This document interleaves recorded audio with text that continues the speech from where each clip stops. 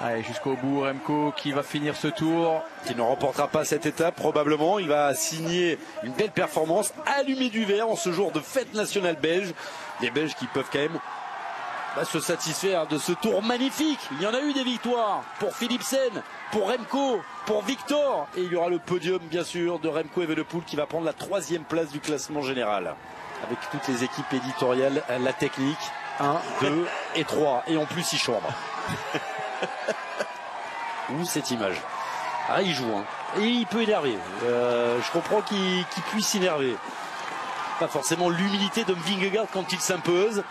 Mais il en a tellement bavé ces 2 dernières années après des Tours de France réussis. 2020, il surprend son monde. 2021, tout le monde tombe et il gagne. Et puis 2022, il est tombé sur un os danois.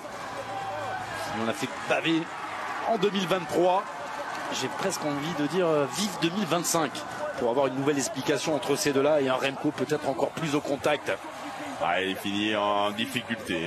Vingegaard, il va certainement préserver sa 2e place, mais il a perdu beaucoup de temps sur Remco Evenepoel dans la partie finale. À l'image de son Tour de France, il plonge en dernière semaine, il plonge dans la dernière partie de ce chrono. Ça restera un super chrono. Ah oui. Regardez, il prend la 1re place, mais il a manqué du travail de fond à Jonas Vingegaard pendant ce Tour de France.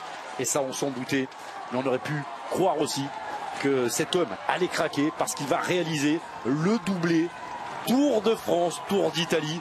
Un doublé qu'on pensait impossible. Il va le faire, mais il va le faire facile. Il va remporter 12 étapes. Il en a remporté 6 déjà sur le Giro. Et là, il va remporter une 6e étape pour façonner ce qui restera pour l'instant son joyau cette année 2024 qui ressemble à l'année 1969 d'un certain Eddy Merckx. On vous avait dit il y a quelques années, et on le comparait, on le disait, c'est le nouveau cannibale. Eh bien oui, Poggi est le nouveau cannibale et il va mettre une fessée à ses adversaires dans ce dernier chrono. Il va reléguer Jonas Vingegaard à plus d'1 minute. Il va reléguer le spécialiste à plus d'1 minute. Remco Evenepoel, il prend son temps pour célébrer. Remco est battu, Vingegaard est battu, Poggi sur le toit du monde. Une 6e victoire et un 3e Tour de France attendu.